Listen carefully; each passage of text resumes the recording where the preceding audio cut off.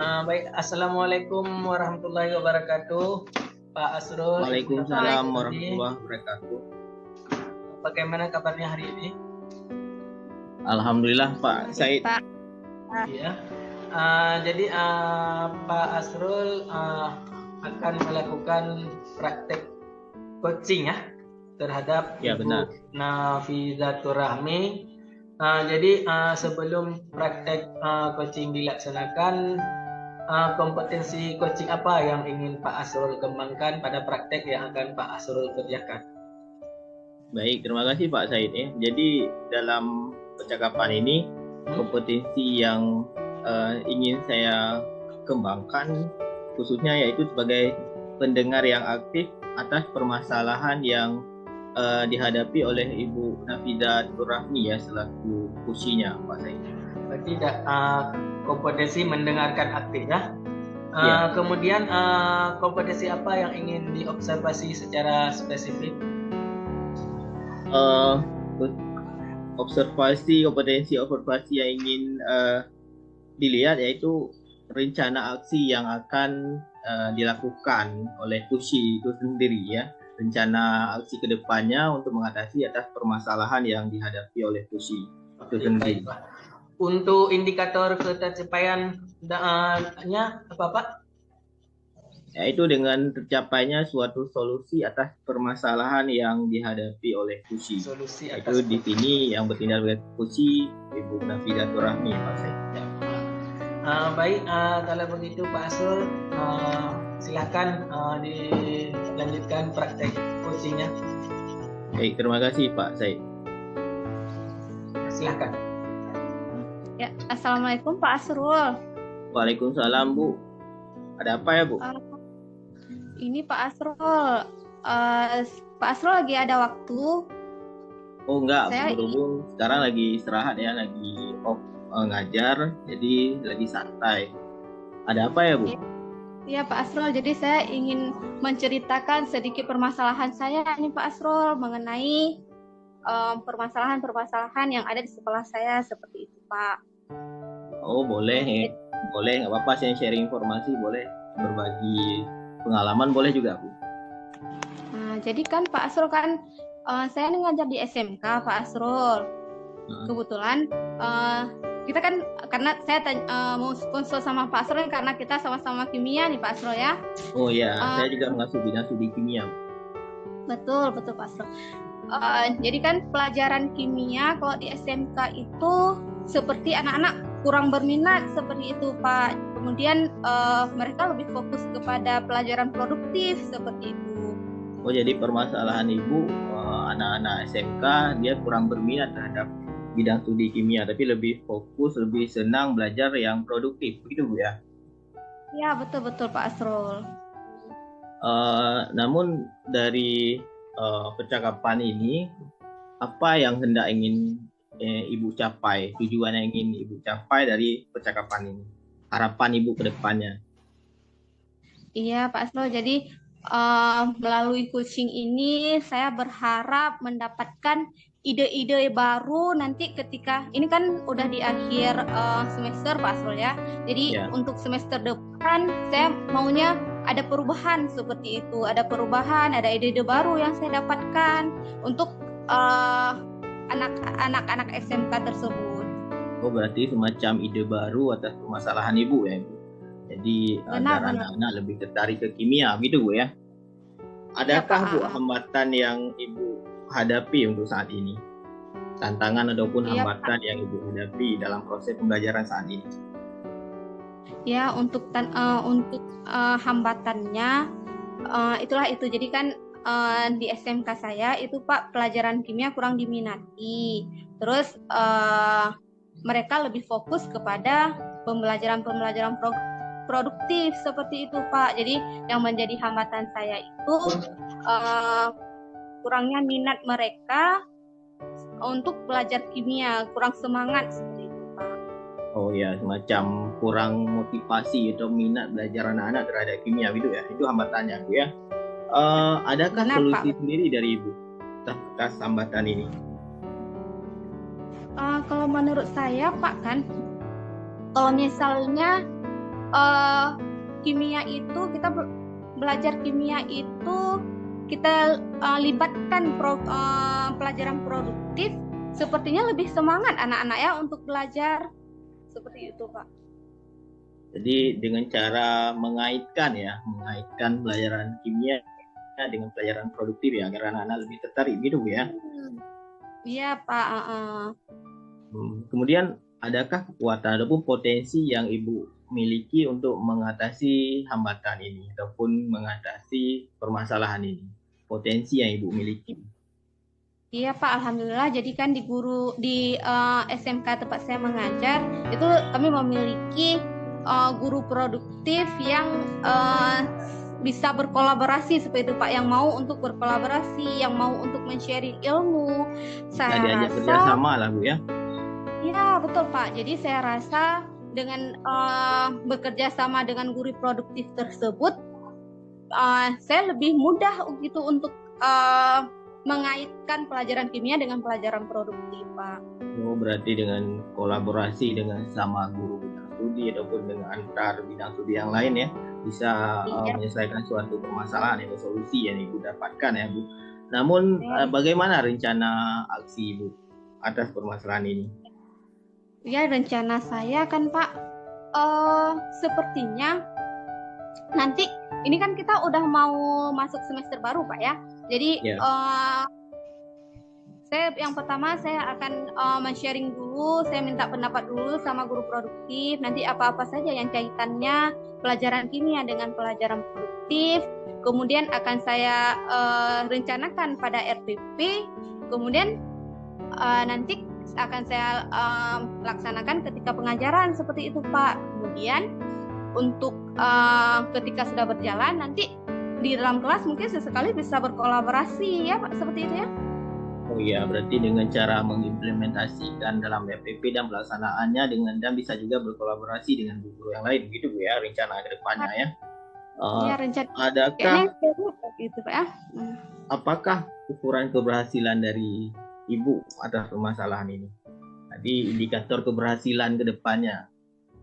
Nah, kalau misalnya indikator keberhasilan, kita bisa lihat dari minat belajar anak, motivasi belajar mereka lebih meningkat seperti, dan bisa kita lihat dari nilai-nilai mereka yang meningkat seperti itu.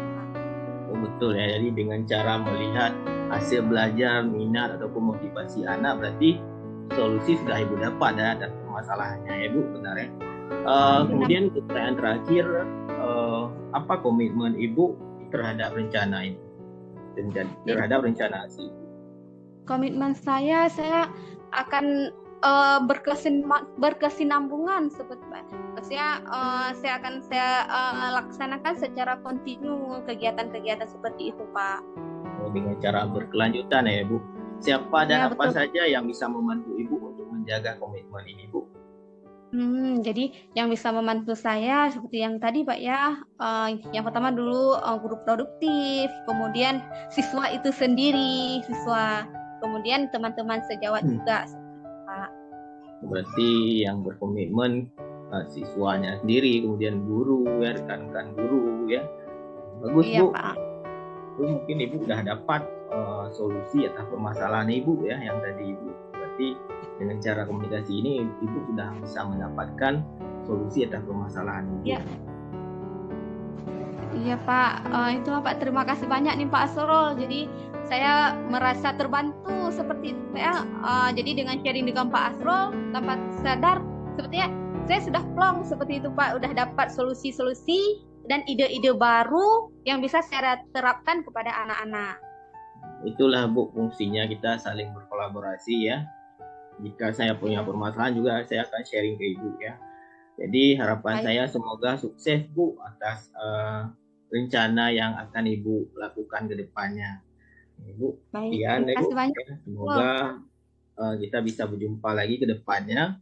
Jika pun ada waktu, saya juga ingin berkolaborasi dengan Ibu untuk mengatasi permasalahan yang saya hadapi. Terima kasih, Bu. Terima kasih. Ya, terima kasih Pak Asrul ya, udah mau sharing, udah bersedia untuk meng-coaching saya.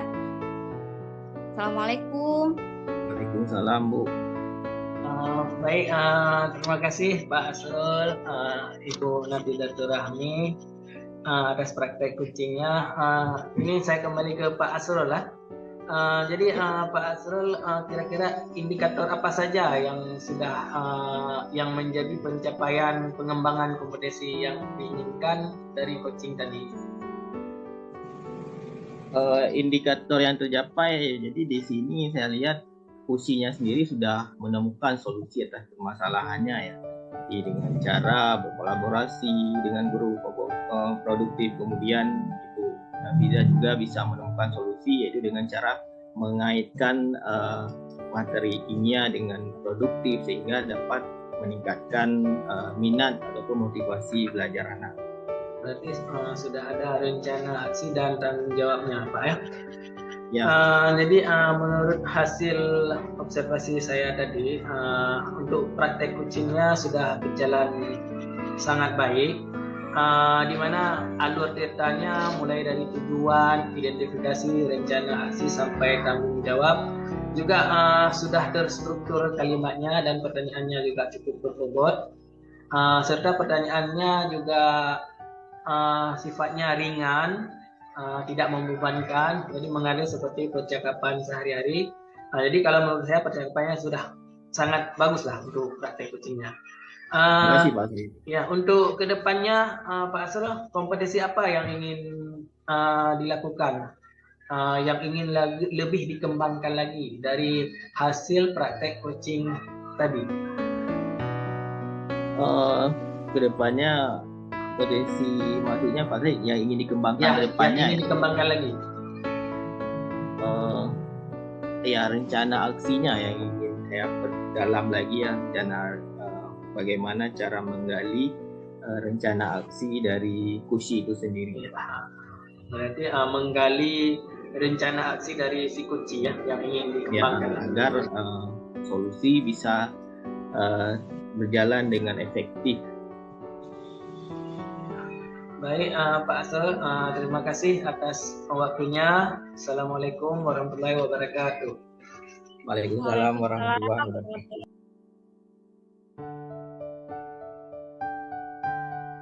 Pada sesi ini kita akan melakukan sesi demonstrasi kontekstual modul 2.3. Saya bertindak sebagai host, kemudian Pak Said bertindak sebagai Kushi, dan Ibu Nafidatur Rahmi bertindak sebagai host. Sebelum mulai ke sesi coaching, terlebih dahulu saya ingin bertanya kepada host, yaitu Ibu Nafiza. Ada beberapa pertanyaan yang ingin saya tanyakan. Yang pertama, kompetensi coaching yang seperti apa yang ingin dilakukan dalam sesi coaching berikutnya? Kompetensi yang saya harapkan itu menjadi pendengar aktif, Pak. Oh, jadi pendengar aktif ya, Bu ya. Jadi dari percakapan Ibu bersedia jadi pendengar aktif ya. Kemudian kompetensi observasi yang Ibu lakukan seperti apa?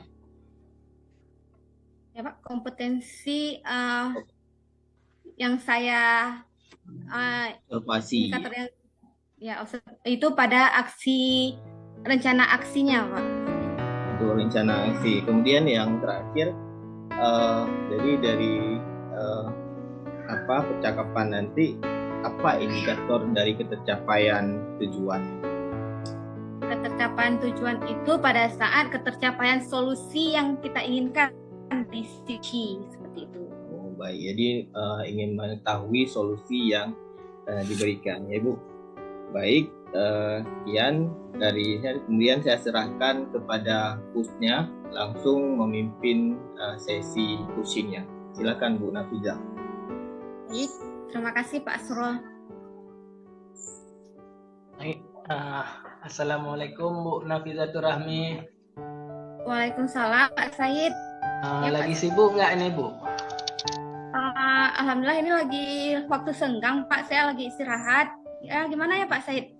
Ini saya mau bincang-bincang sebentar kalau ada waktu kan? Ya boleh Pak Said.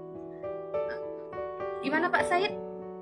Ya. Apa yang perlu kita omongkan seperti itu? Jadi begini Bu, di sekolah saya kan punya sedikit problem nih. Siswa saya kalau ketika mendengarkan pelajaran, ketika merangkum itu mereka agak seperti ogah-ogahan. Jadi tapi ketika mereka kita suruh mencatat atau kita kasih latihan, mereka mau. Sedangkan ketika kita menjelaskan atau bagaimana dalam proses pembelajaran selain latihan atau mencatat, itu mereka seperti ogah-ogahan, begitu Bu. Berarti mereka seperti ogah-ogahan seperti itu Pak Said Iya, ya? benar Bu. Jadi ini saya tanya dulu Pak Said, kira-kira setelah percakapan ini apa yang ingin Pak Said dapatkan? Ya, saya maunya siswa itu bisa konsentrasi penuh dalam mengikuti pelajaran. Kan ketika Bu menjelaskan, mereka mau mendengarkan. Kemudian ketika sedang diskusi kelompok, mereka juga aktif melakukannya. Jadi tidak hanya secara terus-menerus memberikan catatan dan latihan. Jadi ada kegiatan-kegiatan lain yang bisa mereka ikuti secara aktif. Gitu Bu. Oh, berarti maksudnya ide-ide yang supaya anak-anak memiliki kegiatan-kegiatan lain seperti itu Pak Said ya? Saya supaya mereka lebih fokus dalam belajar. Oh ya, betul Pak Said. Jadi menurut Pak Said sekarang nih hambatan yang Pak Said dapatkan atau yang Pak Said rasakan ketika berada di kelas itu seperti apa Pak Said hambatannya? Ya, kalau masalah kendalanya ya sifat anak-anak mereka seperti malas dalam mendengarkan pelajaran. Mereka cuma sukanya kalau dikasih latihan terus. Nah, padahal ada materi-materi yang belum mereka pahami. Tetapi ketika proses belajarnya kita menjelaskan atau kegiatan agar mereka mengerti, mereka seperti kurang fokus. Tapi kalau latihannya, waktu latihan mereka serius. Begitu Bu. Itu yang kendalanya. Tapi luar biasa ya anak-anaknya, walaupun maksudnya semangat ketika latihan. Iya, benar Bu. Ketika ya, jadi menurut Pak Said nih, mereka kan kurang fokus tadi Pak Said katakan. Ya, benar. Apa rencana Pak Said ke depan supaya anak-anak ini fokus gitu? Rencana saya ya, yang pertama itu saya akan merancang mungkin pembelajaran mulai dari RPP. Ya, mungkin saya harus melihat problem siswa itu bagaimana, kesiapan belajar siswanya bagaimana, atau mungkin di profil belajarnya. Jadi langkah yang pertama yang akan saya siapkan itu adalah menciptakan sebuah rencana pembelajaran yang bersifat sesuai dengan profil belajar tiap siswa masing-masing, agar mungkin ada ketertarikan siswa tersebut dalam belajar. Mungkin itu yang akan saya rencanakan Bu. Ya, bagus Pak Said, rencana yang bagus. Kira-kira Pak Said siapa yang bisa membantu Pak Said dalam melaksanakan kegiatan itu, rencana Pak Said tersebut? Dalam rencana tersebut mungkin aksinya bisa dengan meminta bantuan dengan rekan-rekan sejawat. Juga kepada guru-guru yang senior, mungkin mereka sudah punya pengalaman, juga mungkin dengan meminta observasi dari kepala sekolah tentang kekurangan teknik pembelajaran yang selama ini saya lakukan, sehingga kedepannya ya bisa memperbaiki diri lah tentang kekurangan teknik-teknik mengajarnya. Betul Pak Said. Jadi warga sekolah dilibatkan seperti itu kan? Jadi semua warga sekolah. Rencananya bisa lebih maksimal. Nah, kira-kira kapan rencananya akan dilaksanakan nih Pak Said? Untuk rencananya ini saya rencanakan semester depan Bu, karena ini kan sudah selesai ujian. Jadi setelah ujian itu ada dalam minggu-minggu tidak efektif. Jadi kemungkinan besar awal-awal semester baru ini akan saya laksanakan agenda tersebut. Ya, benar-benar Pak Said. Berarti bagaimana komitmen Pak Said tentang rencana Pak Said ini?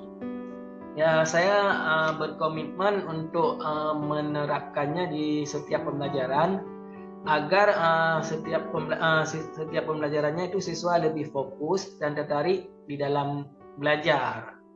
Jadi mungkin setiap hari itu akan saya coba merancang rencana pembelajaran yang sesuai dengan profil belajar mereka. Kemudian setelah pembelajaran hari ini selesai, mungkin akan kita lakukan sedikit refleksi dan juga dengan bantuan observasi dari kepala sekolah juga guru-guru senior. Jadi kita akan perbaiki terus untuk pembelajaran yang kedepannya. Begitu rencananya, Bu. Sangat luar biasa ya Pak Said ya rencana yang Pak Said itu, semoga dapat mengubah motivasi belajar anak sepertinya menjadi lebih bagus Pak Said.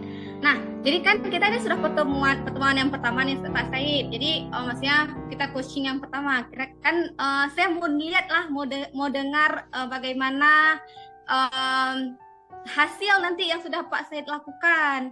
Kira-kira kapan bisa kita jumpa sharing lagi nih Pak Said? Kalau untuk tindakan lebih lanjutnya Bu ya, mungkin ya setelah minggu-minggu awal atau dua minggu setelah tahun ajaran baru Bu, karena kan setelah itu sudah nampak hasil dari perubahan-perubahan yang kita laksanakan Bu. Baik Pak Said, insya Allah nanti ketika awal ajaran baru nanti awal kita sharing lagi ya Pak Said ya, yang mau mendengarkan bagaimana hasil dari rencana dari Pak Said seperti itu Pak Said. Iya benar. Baik Bu, terima kasih Bu atas waktunya. Sama-sama Pak Said, semoga dengan coaching ini bermanfaat bagi Pak Said dan bagi saya juga bermanfaat ya Pak Said ya, karena kita saling men-sharing seperti itu. Baik, sama-sama Pak Said. Ya Bu, Assalamualaikum. Waalaikumsalam. Baik, saya lihat sesi coachingnya sangat menarik ya. Jadi saya melihat prosesnya juga lebih santai, seperti real dalam kehidupan percakapan sehari-hari antara guru sama guru ya. Jadi saya melihat alurnya juga sepenuhi semua, alur tirtanya ada tujuan, kemudian identifikasi juga masuk, kemudian rencana aksi juga dan tanggung jawab ya. Kemudian saya lihat juga dari pertanyaan yang diberikan juga pertanyaan yang berbobot. Ya, kemudian saya lihat di sini permasalahan yang dihadapi oleh Pak Said, yaitu siswa kurang fokus ya, kurang konsentrasi, ogah-ogahan dalam belajar ya.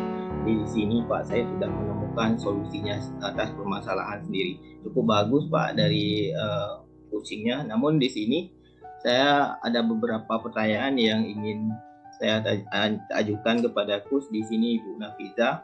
Untuk yang pertama, kompetisi yang ingin Ibu kembangkan dari siapa Bu? Tentang penyelesaian solusinya Pak, solusi penyelesaian masalahnya.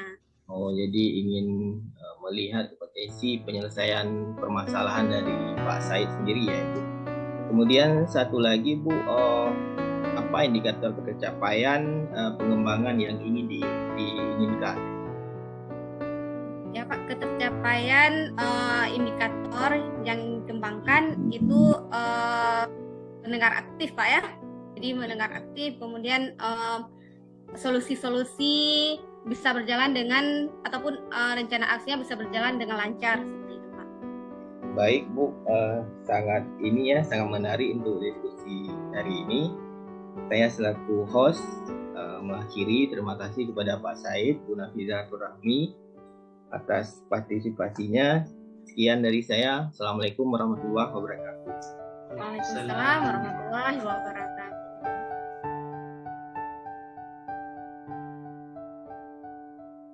wabarakatuh. Waalaikumsalam warahmatullahi wabarakatuh. Baik Bapak Asrul, Pak Said. Jadi pada kesempatan ini saya yang menjadi host pada kegiatan coaching ini. Nah, sebelum memulai coaching, alangkah baiknya kita mendiskusikan rubrik penilaian ya. Jadi rubrik penilaian kita itu yang pertama ada prasupervisi. Nanti ketika terlaksanakan kucing itu prinsip kucing itu diperhatikan ya Bapak-bapak, misalnya seperti kemitraan, kemudian prosesnya yang kreatif dan memaksimalkan potensi seperti itu. Nah, sebelum mulai coaching nih, saya ingin tanya dulu sama coachnya Pak Said ya? Ya, saya coach ya Bu. Ya Pak Said. Jadi nih, menurut Pak Said, kompetensi coaching apa yang ingin dikembangkan pada kegiatan coaching hari ini nih Pak Said? Jadi kompetensi yang ingin saya kembangkan adalah kompetensi pada identifikasi masalahnya. Oh, benar, mantap. Nah, kemudian apa indikator ketercapaian diri atau tujuan pengembangan yang diinginkan dari coaching ini nih Pak? Tujuan pengembangannya yaitu adanya rencana aksi dan tanggung jawab yang bisa dilakukan oleh si coachee sehingga apa yang direncanakan atau dipaparkan di sesi coaching ini bisa terlaksana. Baik, mantap. Nah, jadi sekarang kita lakukan praktik coaching ya. Boleh silakan Bapak Said dan Pak Asrul. Ya, baik Bu. Baik, terima kasih Bu Nafidatur Rahmi atas kesempatannya. Langsung saja Pak Said. Assalamualaikum warahmatullahi wabarakatuh. Waalaikumsalam warahmatullahi wabarakatuh. Sibuk nggak Pak hari ini? Alhamdulillah, saya sedang ada waktu luang nih Pak. Sedang santai-santai. Kebetulan kerjaan. Kalau saya Pak di sekolah sedang sibuk-sibuknya persiapan ujian ya, ujian online. Jadi yang pertama agak sibuk ya, mungkin Bapak udah selesai ujian ya Pak? Iya, untuk kami sudah selesai ujiannya. Kalau ini Pak, saya butuh waktu sebentar Pak untuk sharing-sharing informasi, berkonsultasi atas permasalahan saya Pak. Bapak punya waktu nggak sebentar Pak? Iya, punya. Apa yang harus kita bicarakan Pak Asrul hari ini? Baik Pak, makasih Pak sebelumnya atas waktunya. Jadi ini Pak, saya kan mengajar di SMA Pak ya, SMA 1 Gempang. Notabene-nya tempat tugas saya jauh Pak, dari jalan raya jauh di pedalaman.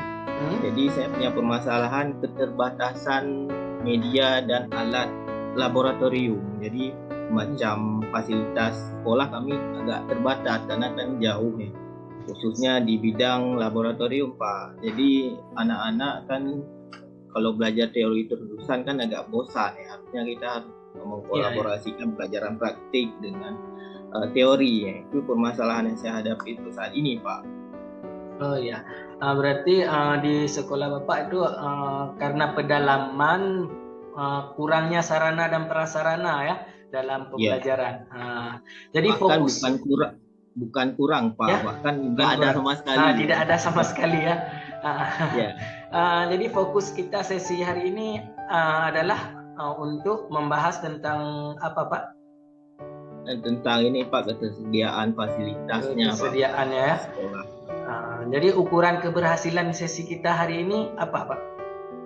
Ukuran keberhasilannya ini Pak ya. Jadi ya paling tidak tersedialah alat dan bahan kimianya. Jadi memudahkan saya dalam proses pembelajaran ya.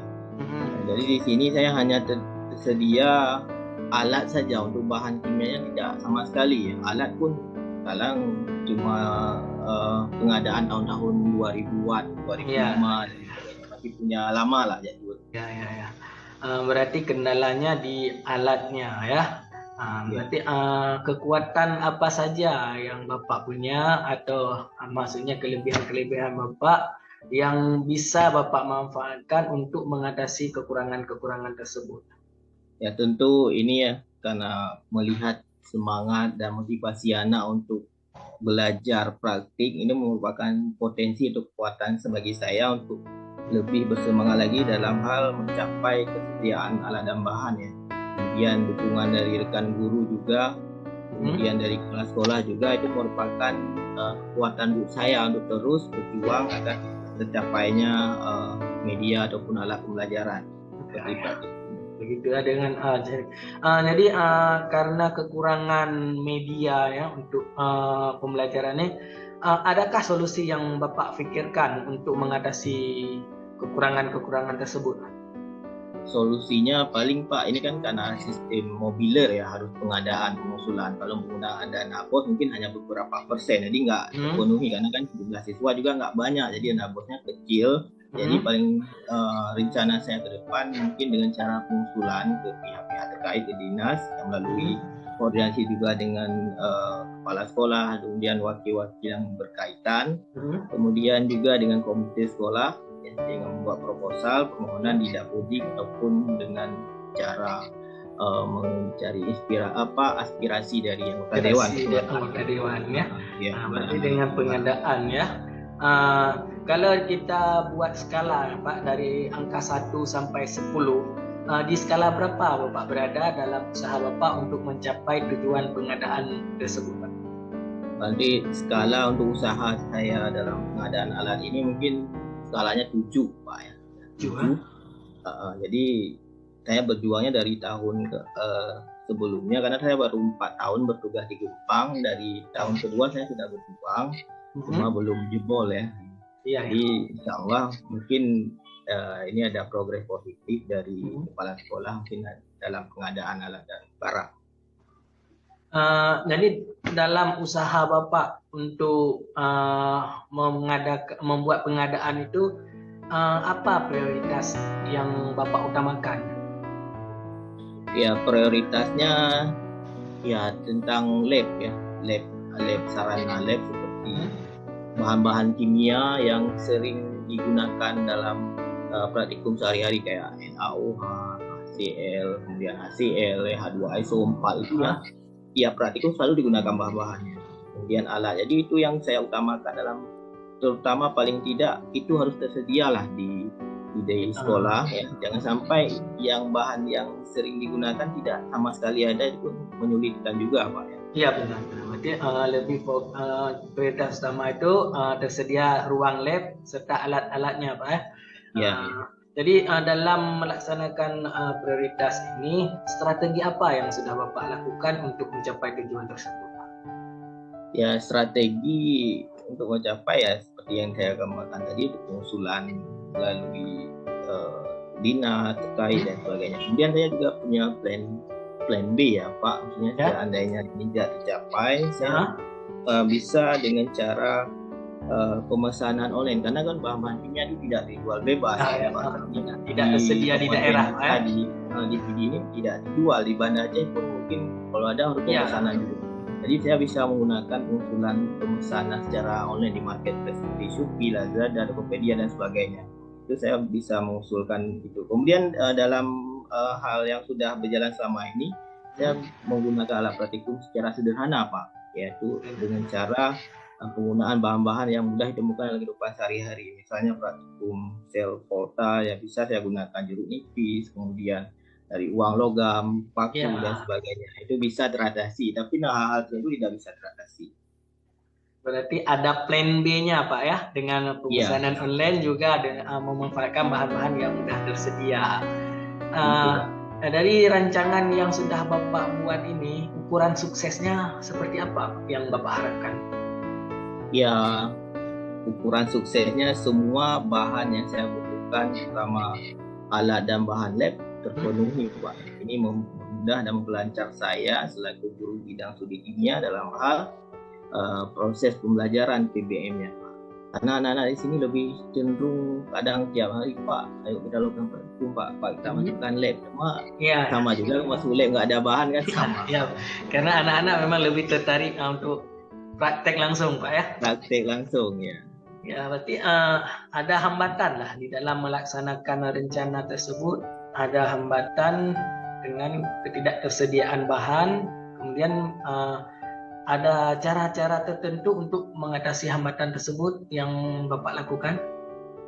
Ada Pak, misalnya hambatan sudah seperti saya sampaikan tadi, ketidakadanya bahan dan alat. Jadi untuk mengatasi ini seperti saya biasanya membawa infokus, cuma kami fokusnya terbatas, cuma ada yang fokus 6, cuma udah rusak 3 yang terpakai, jadi yang kadang berubah juga.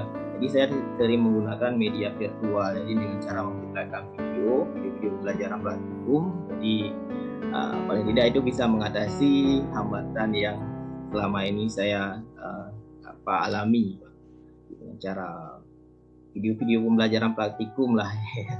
Ya, baik. Jadi kesimpulan dari sesi kita ini bahwa untuk mengatasi hambatan-hambatan tersebut Bapak membawa fokus ya. Iya.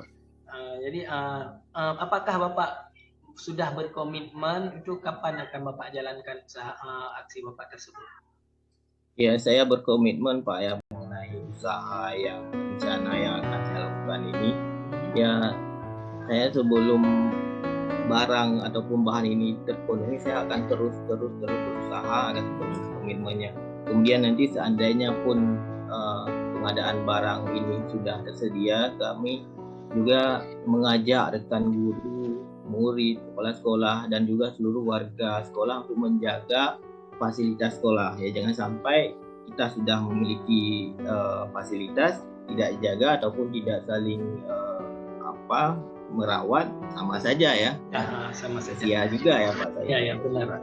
Saya akan terus secara berkelanjutan, kontinu dari hari ke hari untuk menjaga dan pengembangan untuk pengadaan berikutnya Pak.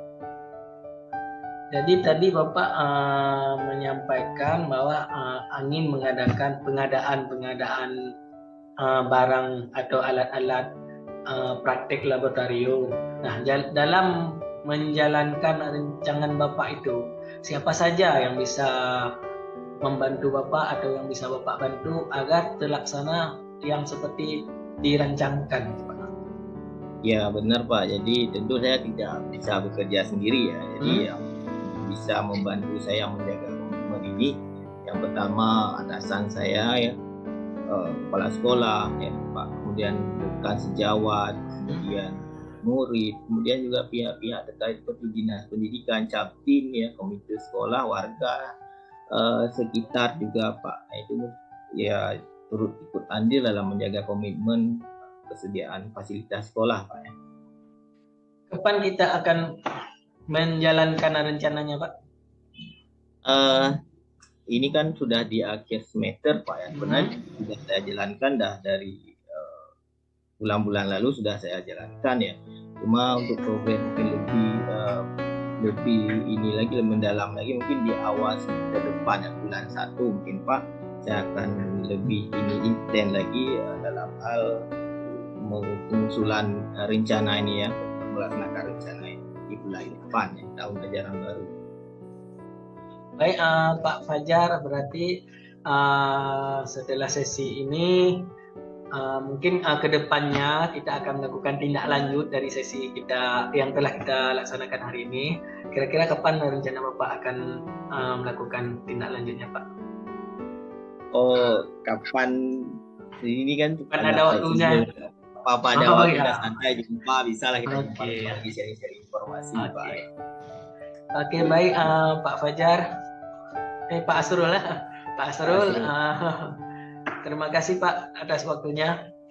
Ya, saya yang seharusnya berterima kasih kepada Bapak Said atas bimbingan. Jadi di sini saya dapat menemukan solusi atas permasalahan saya sendiri. Terima kasih Pak untuk waktunya. Maaf sudah merepotkan. Ya, sama-sama. Ya, baik, sesi kita sudah berakhir. Sekarang saya kembalikan kepada Ibu Nafidatur Rahmiyah. Ya, terima kasih kepada Pak Asrul dan Pak Said yang sudah melaksanakan coaching yang begitu bagus ya. Jadi menurut pengamatan saya itu selama proses coaching itu prinsip-prinsip coachingnya itu terpenuhi. Yang pertama prinsip kemitraan. Jadi selama proses coaching berjalan dengan ramah seperti itu ya, maksudnya tidak ada adjustment seperti itu. Kemudian prosesnya yang kreatif dengan coachnya mengajukan pertanyaan-pertanyaan yang berbobot. Pertanyaan-pertanyaannya tidak memberatkan coachee, sehingga coachee itu mudah untuk menjawab pertanyaan-pertanyaan dari coach. Kemudian dari coaching tadi juga memaksimalkan potensi dari coachee. Jadi seorang coach, Pak Said itu bisa memaksimalkan potensi dari Pak Asrul sebagai coachee, sehingga permasalahan-permasalahan itu bisa terjawab dengan bagus seperti itu, dan mendapat dari hasil coaching sehingga Pak Asrul mendapatkan hasil seperti itu. Jadi solusinya ya. Kemudian juga alur ceritanya terpenuhi, ada tujuan, kemudian tadi identifikasi, rencana aksi, dan tanggung jawab. Mungkin itu nih yang saya amati berdasarkan amatan saya.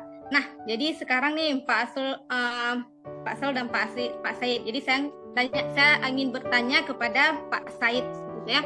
Ada beberapa pertanyaan nih Pak Said. Yang pertama, pada saat melakukan coaching tadi nih Pak, apa yang menjadi indikator ketercapaian pengembangan yang diinginkan? Untuk indikator ketercapaiannya adalah si coachee bisa menemukan solusi-solusi yang mungkin sebelum sesi coaching dilaksanakan belum sempat terpikirkan. Sehingga ada solusi-solusi yang terpikirkan dengan sendirinya saat menjalankan sesi coaching ini. Mantap. Nah, kemudian nih Pak Said, yang kedua, kompetensi lain apa yang ingin dikembangkan berdasarkan hasil melakukan coaching yang barusan? Kalau saya ya sendiri, itu kompetensi yang ingin lebih saya sampaikan itu adalah dalam menyajikan pertanyaan berbobot untuk menggali rencana aksi yang dilakukan oleh si coachee.